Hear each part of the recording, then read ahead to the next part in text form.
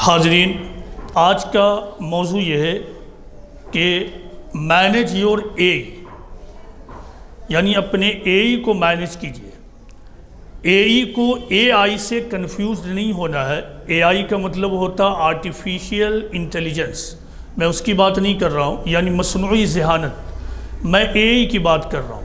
اے ای دراصل میں نے دو ورڈز کے پہلے لیٹر کو لیا ہے، اے سے اینگر اور ای سے ایگو۔ اینگر یعنی غصہ اور ایگو یعنی انا۔ میں یہ کہہ رہا ہوں کہ مینیج یور اے، یعنی اپنے اے ای کو مینیج کیجئے۔ دیکھیں، انسان کے اندر جو اللہ تعالیٰ نے فیکلٹیز اور جو صلاحیتیں رکھی ہیں، ان میں سے یہ دو صلاحیتیں بھی ہیں۔ ان دو صلاحیتوں کے ساتھ ایک عجیب معاملہ یہ ہے کہ اگر ان کا مثبت استعمال ہو، پازیٹیو استعمال ہو، تو اس سے انسان کو فائدہ ہے، لیکن اگر اس کا غلط استعمال ہو، اگر آپ اپنے اینگر اور ایگو کو مس یوز کریں، یعنی غصے اور انا کو، تو پھر یہی غصہ اور انا دنیا میں آپ کے لیے تباہی ہے اور آخرت میں آپ کو جہنم کی طرف لے جانے والے ثابت ہوں گے۔ سب سے پہلے اب غصہ کو لیجئے، یعنی اینگر۔ غصہ ہر آدمی کے اندر ہے، کوئی آدمی غصے کی صفت یا غصے کی فطرت سے خالی نہیں ہے۔ ہر آدمی کے اندر غصہ کا مادہ پیدائشی طور پر یعنی بائی برتھ موجود ہے۔ غصے کی وجہ کیا ہوتی ہیں، یہ الگ الگ آدمی میں الگ الگ ہو سکتی ہیں، لیکن بنیادی طور سے اس کی جو وجہ ہے کہ آدمی اپنے وجود سے باہر کسی چیز کو کس طرح انٹرپریٹ کر رہا ہے، اس کو کس طرح لے رہا ہے، یہی اصل وجہ ہوتی ہے۔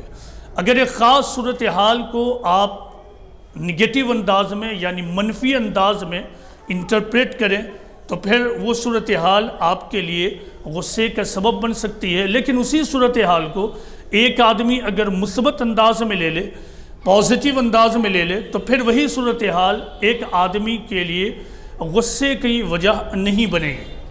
پھر اس کے بعد دوسری وجہ ہو سکتی ہے کہ آپ کسی وجہ سے مایوسی کے شکار ہو جائیں، پھر آپ کے اندر ایک فرضی خوف پیدا ہو کہ میں اٹیکٹ ہوں، میرے پیچھے بہت سارے لوگ لگے ہیں وغیرہ وغیرہ، اور اس طرح آپ ایک فرضی دشمن تیار کرتے ہیں اپنے مائنڈ میں، اپنے ذہن میں، اور پھر ان چیزوں کو لے کر آپ اپنے آپ کو اندر ہی اندر ابالتے رہتے ہیں، اور اسی ابلنے کا جب باہری طور سے اظہار ہوتا ہے، آپ کے وجود کے باہر جب اس اندرونی ابال کا اظہار ہو، تو پھر اسے ہی ہم غصہ یا اینگر کہتے ہیں۔ ایک حدیث رسول ہے جو بہت زیادہ سبق آموز ہے، میں نے پہلے بھی آپ کو سنایا ہے کہ ایک شخص پیغمبر اسلام محمد صلی اللہ علیہ وسلم کے پاس پہنچتا ہے اور یہ کہتا ہے کہ او پروفٹ، اے پیغمبر، آپ مجھے نصیحت کیجئے، اور وہ نصیحت ایسی ہو کہ میں اسے یاد رکھ سکوں۔ پیغمبر اسلام محمد صلی اللہ علیہ وسلم نے، غور کیجئے، اگر آپ میں سے جس نے اس حدیث کو نہیں سنا ہے تو آپ نے کیا نصیحت کی ہوگی۔ پیغمبر اسلام کی ہستی کو ہم کس حیثیت سے جانتے ہیں؟ آپ توحید کے پیغمبر تھے، آپ لوگوں کو آخرت کی طرف بلا رہے تھے، آپ لوگوں کو خدا کی بندگی سکھاتے تھے، آپ کا مقصد لوگوں کا تزکیہ اور پیوریفیکیشن آف سول تھا، تو آپ نے کیا نصیحت کی ہوگی؟ آپ میں سے جن لوگوں نے اس حدیث کو اس مسجد میں نہیں سنا ہے، تو آپ سوچئے، اپنے اندر اس کو سوچئے کہ آپ نے کیا نصیحت کی ہوگی، پھر اپنے اندر رکھیے، میں بتاتا ہوں۔ پیغمبر اسلام محمد صلی اللہ علیہ وسلم نے کہا لا تغضب، یعنی ڈونٹ گیٹ اینگری، غصہ مت ہو۔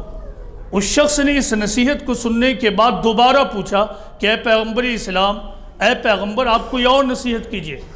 پروفٹ محمد نے کہا دوبارہ لا تغضب، یعنی ڈونٹ گیٹ اینگری، غصہ مت کرو۔ اس شخص نے پھر پوچھا، پیغمبر اسلام نے تیسری مرتبہ بھی کہا لا تغضب، یعنی ڈونٹ گیٹ اینگری، غصہ مت ہو، غصہ مت ہو، غصہ مت ہو، غصہ مت ہو۔ 3 مرتبہ غصہ، اس کے بعد بھی غصہ مت ہو کا مطلب کیا ہے؟ دیکھیں، اس دنیا میں خواہ آپ اپنے گھر کے اندر ہو، اپنے آفیسز میں ہو، اپنی سوسائٹی میں ہو، اپنے والدین کے درمیان ہو، دوستوں کے درمیان ہو، یا اپنے آپ آفس میں باس کے انڈر کام کر رہے ہوں، کوئی بھی جگہ، یا اپنی بیوی کے ساتھ ہو، یا بیوی اپنے شوہر کے ساتھ ہو، کوئی بھی کہیں بھی ہو، وہ غصے کے ماحول اور غصے کے کاؤزز سے اپنے آپ کو بچا نہیں سکتا ہے۔ غصے کی صورتحال ایک یا دوسرے موقع پر پیدا ہوتی رہے گی۔ پیغمبر اسلام کی اس نصیحت کا مطلب یہ ہے کہ غصہ مت ہو، غصے کی صورتحال پیدا ہو تب بھی، لوگ تم کو مشتعل کریں تب بھی غصہ مت ہو، لوگ تمہیں پرووک کریں تب بھی تم غصہ مت ہو۔ جب ماحول بہت سادہ ہے، جیسے آپ ابھی آرام سے یہاں بیٹھے ہیں، کوئی غصے کی وجہ نہیں ہے، بہترین سے قالین پر چٹائی پر آپ بیٹھے ہیں، ماحول بھی خوشگوار ہے، یہاں غصے کا کوئی ماحول نہیں ہے۔ اب اگر انتہائی سنجیدگی اور شرافت کے ساتھ آپ سب ہم سب بیٹھے ہیں، کھڑے ہیں، تو اس میں ہمارا کوئی کریڈٹ نہیں ہے، اور اس سے ہماری شرافت کا بھی اندازہ نہیں ہو رہا ہے۔ شرافت کا اور غصے کا اندازہ، سنجیدگی کا اندازہ اس وقت ہوگا جب غصے کے ماحول میں آپ پڑیں، اور اس وقت آپ غصہ کریں یا نہ کریں، اس وقت اس حدیث پر آپ عمل کریں گے کہ نہیں کریں گے، اس وقت آپ کا اصل امتحان ہے۔ غصے کی صورتحال پیدا ہو تو پیغمبر کی تعلیم ہے تب بھی غصہ مت ہو، تمہیں کوئی پرووک کرے تب بھی تم غصہ مت ہو، یہی اصل اس حدیث کا مطلب ہے۔ دیکھیں اس دنیا کو اللہ تعالیٰ نے اس ڈھنگ سے بنایا ہے کہ یہاں آپ کو بار بار پرووکیشن کا سامنا ہوگا، اشتعال انگیزی کا سامنا ہوگا، طرح طرح کی صورتحال پیدا ہوگی، آپ کو ناخوشگوار تجربات اور ایکسپیرینسز ہوں گے۔ اب اس میں دو میں سے ایک صورت ہے، یا تو ان تجربات اور صورتحال کو لے کر آپ اندر ہی اندر اپنے آپ کو ابالیں، اپنے اندر جوالا مکھی کو پنپائیں، اور پھر اپنے آپ کو دنیاوی اعتبار سے، جسمانی اعتبار سے بھی ہلاکت میں ڈالیں، اور اخروی اعتبار سے بھی آپ اپنے آپ کو جہنم کے قریب کر لیں۔ جب ایک آدمی غصے میں ہوتا ہے، غصہ اور آگے جب میں انا کی بات کروں گا تو ان دونوں کے ساتھ معاملہ یہ ہے کہ یہ ظاہر غصہ اور انا، یہ الکحل تو ہے نہیں، شراب تو ہے نہیں۔ جس طرح ایک ڈرنکن آدمی، شرابی آدمی، وہ ڈولتا رہتا ہے، وہ جب بولے گا تو اس کی آواز لڑکھڑائے گی، وہ اپنے دماغی توازن کو کھو دیتا ہے۔ ٹھیک یہی معاملہ غصے اور انا کے وقت ایک انسان کے ساتھ ہوتا ہے۔ اگر آدمی غصے اور انا کے وقت اپنا توازن برقرار نہ رکھے، اپنے اندر ضبط کو نہ کرے، تو پھر اس کا معاملہ ٹھیک وہی ہوتا ہے جو ایک ڈرنکن آدمی، نشہ کیے ہوئے آدمی کا ہوتا ہے۔ یعنی وہ ہو سکتا ڈولے بھی، جسمانی توازن بھی کھو دے، اپنی ذہنی توازن کو کھو دے، اس کے زبان اور سوچ یعنی دماغ کے درمیان کوئی بھی ضبط باقی نہ رہے، پھر وہ جو چاہے بولے، بغیر سوچے سمجھے الفاظ کی بارش شروع کر دے گا۔ پھر وہ یہ بھی بھول جائے گا کہ اس کے سامنے کون کھڑا ہے، پھر یہ بھول جائے گا کہ جو کچھ میں بول رہا ہوں اور جو کچھ غصے کی حالت میں کر رہا ہوں، اللہ کے فرشتے اس کو نوٹ کر رہے ہیں، اور کل میں آخرت میں اس کے لیے جواب دہ ہونے والا ہوں۔ یہ اصل غصے اور انا کا معاملہ ہے، لہٰذا اپنے آپ کو غصے سے بچائیے۔ جسمانی طور سے جو اس کے نقصانات ہیں، میں نے پچھلی جمعہ کو بھی اس کے بارے میں بات چیت کی تھی کہ جب آپ غصے میں ہوتے ہیں تو آپ کے اندر بہت سارے ہارمونل چینجز ہوتے ہیں، بہت سارے ہارمونز ریلیز ہوتے ہیں۔ ان میں سے ایک ہارمون ہوتا ہے جو مایوسی کا ہارمون ہوتا ہے، یعنی فرسٹریشن کا ہارمون، جیسے ایڈرینالین اور کورٹیسول۔ یہ مایوسی کو پیدا کرنے والے ہارمون سے، کیمیکلز آپ کی باڈی میں موجود ہے۔ انگریزی اور سائنس کے ورڈ سن کے عجیب مت محسوس کیجئے، آپ کے اندر یہ موجود ہے، یہ ریلیز ہوتا ہے۔ جب یہ ریلیز ہوتا ہے تو آپ کے اندر، آپ کا دماغ آپ کے پورے جسم کے خون کو بٹور کر آپ کے مسلز کی طرف، یعنی آپ کے گوشت پوشت کی طرف بھگانا شروع کرتا ہے۔ آپ نے محسوس کیا ہوگا کہ جب آپ غصے میں ہوتے ہیں تو آپ کے جو مسلز ہوتے ہیں، یعنی جو آپ کے جسم کا گوشت ہے، وہ تننے لگتا ہے، وہ تنتا ہے۔ اور اب کیا ہے کہ بلڈ یعنی خون کا کام یہ ہے کہ آپ کے جسم کے ہر ایک حصے میں پہنچے، اور پھر آپ کے جسم کے ہر اعضاء اور ہر آرگن باضابطہ اور پراپر وے میں کام کرے۔ لیکن غصے کے وقت خون کو جو کام اصل کرنا تھا وہ نہیں کرتا ہے۔ اس اعتبار سے پھر غصے کی حالت میں آپ کئی بیماریوں کے رسک میں ہوتے ہیں۔ سائنس ہمیں یہ بتاتی ہے کہ ایک طرف تو غصور آدمی، اگر کسی کو غصے کی مستقل عادت لگ جائے تو غصور آدمی ایک طرف مایوسی کا شکار ہو جاتا ہے، تو دوسری طرف جو جسمانی شکایتیں اس کے اندر پیدا ہوتی ہے۔ جس وقت کسی کو غصہ پیدا ہوتا ہے اور اگر غصے پہ برقرار رہے تو 2 گھنٹے تک اس کو ہارٹ اٹیک ہونے کا رسک اور چانس بڑھ جاتا ہے، اس کے اندر اسٹروک ہونے کے چانسز بڑھ جاتے ہیں۔ اسی طرح اللہ تعالیٰ نے آپ کے جسم میں بیماریوں سے لڑنے کی صلاحیتیں رکھی ہیں تو وہ صلاحیتیں ڈسٹرب ہونے لگتی ہیں۔ آپ کے اندر 2 پھیپھڑے رکھے ہوئے ہیں، یہ پھیپھڑے آپ کو سانس لینے میں مدد کرتے ہیں۔ جب آپ مستقل غصے کی عادی ہو جائیں تو پھر آپ کا پھیپھڑا بھی متاثر ہونے لگتا ہے۔ ٹھیک اسی طرح سائنس یہ بتاتی ہے کہ غصہ آدمی کی عمر میں بھی کمی کرتا ہے۔ تو یہ موٹا موٹی میں نے باتیں بتائی سائنس اور علم نفسیات سے کہ دیکھیے غصہ کس طرح آپ کے جسم کو بھی نقصان پہنچاتا ہے۔ غصہ آپ کی عبادت کو بھی کھا جاتا ہے۔ ایک آدمی غصے کی حالت میں گھر سے چلا، مسجد پہنچا، وہ روحانی انداز میں اور خشوع اور خضوع کے ساتھ نماز ادا نہیں کر سکے گا۔ غصے کی لت ہے، وہ بات بات پر بھڑکتا ہے، باہر میں کسی سے بات چیت ہو گئی، کوئی بھی بات ہو گئی، اب اس کو لے کر وہ چڑچڑا ہوا، وہاں بحث و مباحثہ کیا، اسی حالت میں مسجد میں پہنچتا ہے اور پھر مسجد میں پہنچنے کے بعد نماز شروع کرتا ہے، لیکن وہ نماز میں کہاں ہوتا ہے؟ اس کی ساری طبیعت تو وہاں ہوتی ہے جہاں وہ ابھی بحث و مباحثہ کر لوٹا ہے۔ ٹھیک اسی طرح غصے کی عادت ہوگی تو اگر وہ عبادت گاہوں میں پہنچے گا تو وہاں بھی چھوٹی چھوٹی چیزوں کو لے کر وہ ایشو کھڑا کرے گا، طیش میں آئے گا، دوسروں کو بھی طیش دلائے گا، حتیٰ کہ جب وہ صف بندی بھی کر رہا ہوگا تو وہ پرسکون انداز میں صف بندی نہیں کرے گا، اس کی آواز میں، بول میں جھنجھلاہٹ شامل ہوگا۔ یہ ہے غصے کا پرابلم۔ اپنے آپ کو غصے سے بچائیے۔ ایک مرتبہ میں صف میں کھڑا ہوا تھا تو عام طور سے صف بندی جب ہوتی ہے تو اکثر ایسا ہو ہی جاتا ہے کہ پھر کھسکنا شروع ہوتا ہے، یعنی کبھی دائیں زیادہ بڑھنا پڑتا ہے، کبھی بائیں زیادہ بڑھنا پڑتا ہے۔ تو ایک نمازی نے جب بار بار گھسکنا شروع ہوا تو ایک نمازی نے جھنجھلا کر کہا، ارے بھائی گھسکتے کیوں نہیں ہے؟ تو یہ دیکھیں نماز اور صف بندی کے وقت بھی آدمی جھنجھلاہٹ کی کیفیت میں، ایسا کیوں ہے؟ اب وہ غصہ اس کی بیماری کی صورت اختیار کر چکا ہے اور یہ غصہ اس کی عادت کو بگاڑ رہا ہے۔ اب یہ غصہ اتنا اس کی عادت کو بگاڑ چکا کہ وہ خدا کے گھر میں بھی اپنے آپ میں اپنے اندر سیم اور توازن اور بیلنس کو برقرار نہیں رکھ پا رہا، اور اس طرح نماز میں جو خشیت ہونی چاہیے، جو تواضع ہونے چاہیے، وہ حاصل نہیں کر پا رہا۔ نتیجہ یہ ہے کہ نمازی ہونے کے باوجود اس کے اندر خاکساری نہیں ہے، عاجزی نہیں ہے، تواضع نہیں ہے، موڈسٹی نہیں ہے۔ یہ مسئلہ ہے، نماز پڑھ کے بھی نماز کے مقاصد اسے حاصل نہیں ہو رہے ہیں۔ یہی معاملہ تمام عبادت کے ساتھ ہوگا۔ اب دوسری چیز کو لیجئے، یعنی انا، ایگو۔ جیسا کہ میں نے عرض کیا کہ ہر آدمی کے اندر انا اور ایگو بھی ہے۔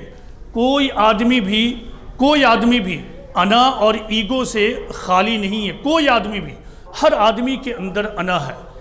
ابھی میں نے آپ کے سامنے ایک حدیث قدسی سنائی کہ پیغمبر اسلام محمد صلی اللہ علیہ وسلم نے فرمایا کہ اللہ تعالیٰ کہتے ہیں کہ الکبریاء ردائی والعظمت ازاری فمن نازعنی واحدا منہما قذفتہ فی النار۔ اللہ تعالیٰ یہ کہتے ہیں کہ کبر میری چادر ہے اور عظمت میری ازار ہے، پس جو شخص بھی ان میں سے کسی ایک سے بھی یا ایک کے بارے میں بھی مجھ سے نزاع کرے تو پھر میں اسے جہنم میں ڈال دوں گا۔ اللہ تعالیٰ یہ کہتا کہ پرائیڈ میری چادر ہے، یعنی انسان کے لیے پرائیڈ ہے ہی نہیں۔ اگر اس حدیث رسول کے مطابق، اس حدیث قدسی کے مطابق اگر کسی شخص کے اندر رائی کے دانہ برابر بھی پرائیڈ ہے تو یاد رکھیے کہ وہ اپنے آپ کو اپنے لیے جہنم خرید رہا ہے۔ دیکھیے یہ پرائیڈ کا مسئلہ کیا ہے، یعنی انا، جسے ایگو بھی کہتے ہیں۔ اس ایگو کا مسئلہ کیا ہے؟ جیسا کہ میں نے عرض کیا ہر آدمی کے اندر ایگو ہے، انا ہے۔ جب یہ اس انا کا مثبت استعمال ہو تو یہ انا آپ کے اندر خود اعتمادی اور کانفیڈنس پیدا کرے گا۔ یہی ایگو اور پرائیڈ آپ کے اندر ایک کانفیڈنس پیدا کرے گا۔ آپ کسی معاملے میں حوصلہ شکن نہیں ہوں گے، لیکن جب فخر و ناز اور پرائیڈ کا غلط استعمال ہوگا، انا کا غلط استعمال ہوگا، تو یہی خود اعتمادی پھر خود پسندی میں بدل جائے گی۔ آپ خود پسند ہو جائیں گے، اپنے علاوہ آپ اپنے سے باہر کسی چیز کو آپ محسوس نہیں کریں گے، آپ کے اندر سے حقیقت پسندی ختم ہو جائے گی۔ ایک انسان، آپ لوگ یہاں بیٹھے ہوئے ہیں، آپ میں سے کوئی اسٹوڈنٹ ہوگا، کوئی ٹیچر ہوگا، کوئی بزنس مین ہوگا، کوئی آفس میں کام کر رہا ہوگا، یاد رکھیے آپ کہیں بھی ہوں، آپ کا ایگو آپ کے ساتھ ہے اور انسان کا سب سے بڑا دشمن جو ہے وہ ہے انسان کا انا اور اس کا ایگو۔ جب ایگو ہوگا تو وہ حقیقت پسند نہیں ہوگا، وہ جو کچھ ہوگا وہ اپنے بارے میں اس سے زیادہ سوچ رہا ہوگا۔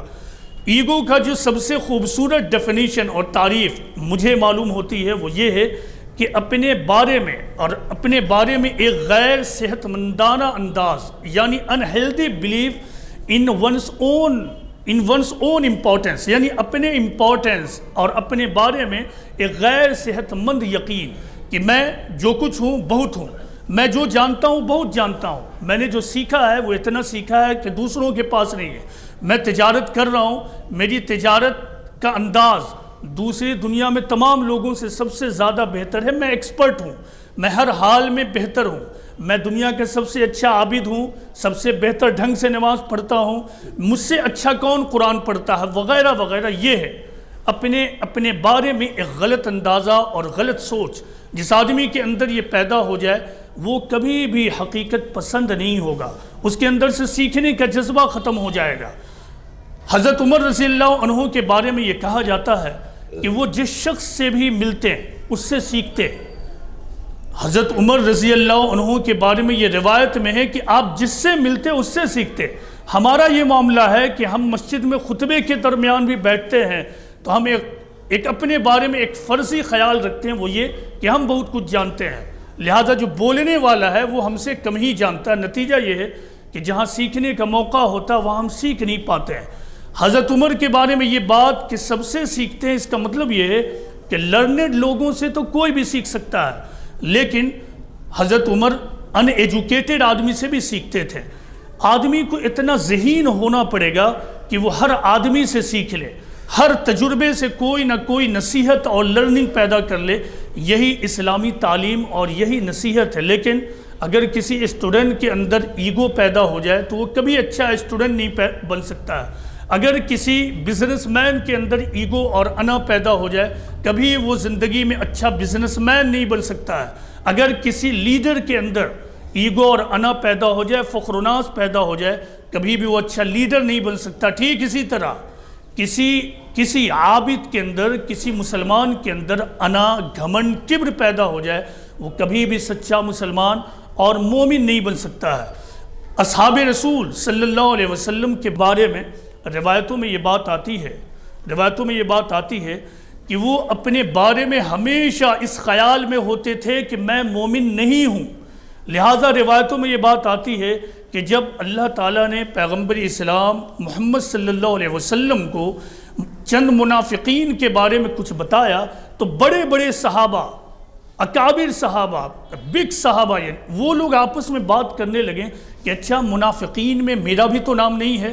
اب غور کیجئے کہ حضرت عمر، حضرت ابو بکر، بڑے بڑے لوگ، ان لوگوں کا اپنے بارے میں یہ اندازہ ہوتا تھا کہ کہیں ایسا تو نہیں کہ ہم منافق ہیں۔ منافق کسے کہتے ہیں؟ منافق اور کافر کے درمیان ڈگری کا فرق ہے۔ لہٰذا حدیث کے مطابق کل آخرت میں جو کافر کا انجام ہونے والا ہے وہی منافقین کا انجام ہونے والا ہے۔ لہٰذا ہر آدمی کو، ہر مسلمان کو چاہیے کہ وہ اپنے ایمان، اپنی سوچ اور اپنے اعمال اور اپنے ایکشن اور اپنے الفاظ کا جائزہ لے کہ ایسا تو نہیں کہ وہ مسلمان کے نام پر منافقانہ بول رہا ہے، وہ مسلمان کے نام پر ایک منافقانہ روش اختیار کیے ہوا ہے، وہ مسلمان کے نام پر ایک منافقانہ عادات اور ہیبٹس میں پڑا ہوا ہے۔ لہٰذا ہر آدمی کو چاہیے کہ وہ اپنے ایمان کا اس طرح جائزہ لے۔ اسکالرز نے اور ماہرین نفسیات نے انا کے بارے میں یہ کہا ہے، بہت گہری بات ہے۔ وہ کہتے ہیں کہ ego sucks us down like law of gravity. آپ میں سے جو اسٹوڈنٹ ہوں گے وہ لا آف گریویٹی کو جانتے ہوں گے کہ زمین کے اندر قوت کشش ہے جسے ہم قوت ثقل یا گریویٹیشنل فورس کہتے ہیں، گرتواکرشن بل۔ اس کی وجہ سے ہر چیز جو اوپر سے گرائی جاتی ہے وہ زمین پر دھڑام سے گرتی ہے، اور جو چیز زمین کی سطح پہ ہے اگر وہاں پہ گڈھا کر دیں تو وہ چیز ایسا نہیں کہ اوپر جمپ کر جائے گی بلکہ وہ اور اندر دھنستی چلی جائے گی۔ ٹھیک یہی معاملہ انسان کی انا کا ہے۔ اگر آپ کے اندر انا پیدا ہو جائے تو وہ آپ کو اندر سے دھساتا چلا جائے گا۔ آپ کی صلاحیت وہیں کی وہیں جمی چلی رہ جائے گی، آپ کا ایمان بھی وہیں جمع کا جمع رہ جائے گا، آپ کی عبادت بھی وہیں کی وہیں جمی رہ جائے گی، آپ کے اندر کچھ بھی نہیں ہوگا۔ لہٰذا اس بات کا ہمیشہ خیال رکھیں کہ ایسا تو نہیں کہ آپ کی خود اعتمادی اور سیلف کانفیڈنس آپ کو سیلف سنٹرڈ بنا چکا ہے، یعنی خود پسند، اپنے آپ کو خود پسندی سے بچائیے۔ اگر اپنے اندر تخلیقی سوچ، نوجوان اور اسٹوڈنٹس غور کریں کہ اگر آپ اپنے اندر کریٹو تھنکنگ اور تخلیقی سوچ پیدا کرنا چاہتے ہیں تو آپ کے اندر خود پسندی نہیں ہونی چاہیے۔ آپ ہمیشہ اپنا محاسبہ کریں، اپنا انٹروسپیکشن کریں اور دنیا میں کھلے باہوں کے ساتھ آگے بڑھیں۔ اگر آپ کے اندر انا ہوگا، آپ کسی کے ساتھ کام نہیں کر پائیے گا، کسی سے کچھ سیکھ نہیں پائیے گا، کسی محفل میں آپ پرامن ڈھنگ سے رہ نہیں پائیے گا، کسی کے ساتھ آپ کا ایڈجسٹمنٹ نہیں ہوگا، دنیا میں کہیں بھی آپ کے لیے کوئی جگہ نہیں ہوگی۔ کیونکہ آپ کو یہ خیال ہے کہ آپ سے زیادہ بڑا کوئی بھی نہیں ہے، اور یہ چیز دنیا میں بھی آپ کے لیے ہلاکت کی وجہ بنے گی اور آخرت میں بھی آپ کی ہلاکت کی وجہ بنے گی۔ انسان زندگی میں ہمیشہ تین میں سے ایک صورتحال میں ہوتا ہے، یا تو وہ چند چیزوں کی تمنا کر رہا ہوتا ہے، اگر عابد اور دیندار ہے تو زیادہ سے زیادہ معرفت کی تمنا کر رہا ہے، اسٹوڈنٹ ہے تو وہ اعلیٰ تعلیم کی تمنا کرے گا، وہ اعلیٰ سکسیس کی تمنا کرے گا، یا پھر دوسری حالت یہ ہے کہ وہ کامیابی کی حالت میں ہوگا، تیسری حالت ہے کہ وہ ناکامی کی حالت میں ہوگا۔ ان تینوں حالتوں میں آپ کے ساتھ آپ کا انا اور آپ کا گھمنڈ اور آپ کا کبر بھی ہے، اور یہی آپ کا سب سے بڑا دشمن ہے۔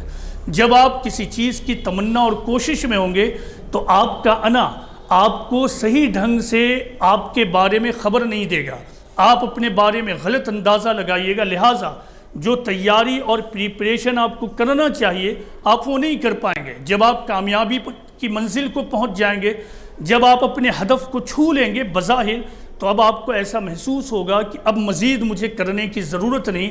جس دن اپنے گول اور منزل پر پہنچنے کے بعد آپ کے اندر یہ سوچ پیدا ہو جائے تو وہیں سے آپ کا گراف دوبارہ نیچے ہونا شروع ہو جائے گا۔ تیسری صورتحال یہ ہے کہ آپ ناکامی کا تجربہ کریں، ناکامی کے تجربے میں بھی آپ کا انا اور آپ کا گھمنڈ اور آپ کا کبر آپ کو یہ احساس دلائے گا کہ تمہاری ناکامی کی وجہ تم نہیں ہو، تمہارے اندر کی کمی نہیں بلکہ کوئی اور ہے، تمہارے ساتھ جو ابھی فیلیور کا سچویشن ہے اس کی وجہ تم نہیں ہو، تمہارے اندر کی کمی نہیں ہے، کوئی اور ہے جس نے تم کو اور تمہارے خلاف سازش کر کے ناکام بنا دیا۔ لہٰذا آپ تینوں حالت میں اپنے آپ کو زوال اور ناکامی کی طرف لے جائیں گے۔ لہٰذا گفتگو کا خلاصہ کیا ہے؟ اپنے غصے اور اپنے انا یعنی گھمنڈ، کبر کو کنٹرول کیجئے۔ حدیث رسول یہ ہے، ایک حدیث رسول ہے کہ پیغمبر اسلام محمد صلی اللہ علیہ وسلم نے فرمایا کہ فخر و ناز انسان کی نیکی کو اسی طرح کھا جاتا ہے جس طرح آگ، فخر و ناز انسان کی نیکی کو اسی طرح کھا جاتا ہے جس طرح آگ لکڑی کو کھاتا ہے۔ اسی طرح ایک اور حدیث رسول ہے کہ پیغمبر اسلام محمد صلی اللہ علیہ وسلم نے فرمایا کہ اللہ نے مجھ پر وحی کی ہے کہ میں تواضع اختیار کروں۔ کبر اور انا کا جو اپوزٹ ہے اور الٹا ورڈ ہے وہ ہے تواضع، ہمبلنس، موڈسٹی۔ پیغمبر اسلام کہتے ہیں کہ اللہ نے مجھ پر وحی کی ہے کہ میں تواضع اختیار کروں، یہاں تک کہ کوئی شخص بھی کسی دوسرے شخص پر ظلم نہ کرے، کوئی شخص کسی دوسرے پر فخر و ناز نہ کرے۔ یہ پیغمبر اسلام محمد صلی اللہ علیہ وسلم کی نصیحت ہے۔ تو آج کی گفتگو کا خلاصہ کیا ہے کہ اپنے آپ کو گھمنڈ، غصہ اور انا سے بچائیے۔ اگر آپ اس کو مینیج کر پائیں تو آپ کے لیے دنیا میں بھی کامیابی ہے اور آخرت میں بھی کامیابی ہے۔ آپ ایک کامیاب انسان دنیا کے اعتبار سے بھی ہوں گے، ہر محفل کے لیے آپ ایک پسندیدہ شخص ہوں گے، اور آخرت میں بھی انشاءاللہ آپ کو جنت میں مقام ملے گا۔ آپ اعلیٰ معرفت کے مسافر بن سکیں گے۔ آپ اپنے ایمان پر فل اسٹاپ نہیں لگائیں گے، آپ اپنی ہی عبادت کو سب کچھ نہیں سمجھیں گے، بلکہ آپ اپنی ہر نماز، ہر روزہ، ہر زکوٰۃ اور ہر حج کے بعد یہ محسوس کریں گے کہ میری نماز میں کمی رہ گئی، میری نماز مجھے صحیح معنوں میں عابد نہیں بنا رہی ہے، میری زکوٰۃ میرے اندر سے مال کی محبت نہیں ختم کر رہی ہے، میرے حج کے بعد بھی میرے اندر لڑائی جھگڑا اور فساد کا جذبہ موجود ہے، اور اس طرح جب یہ سوچ ہوگی تو آپ اپنی اصلاح کریں گے اور تزکیہ نفس کے مسافر بنے رہیں گے۔ اللہ تعالیٰ سے دعا ہے کہ اللہ تعالیٰ ہم سب کو قرآن و حدیث پر غور و فکر کرنے والا بنائے، قرآن و حدیث سے گہری بات لے کر اپنی زندگی کو خوبصورت بنانے والا بنائے۔ وما علینا الا البلاغ المبین۔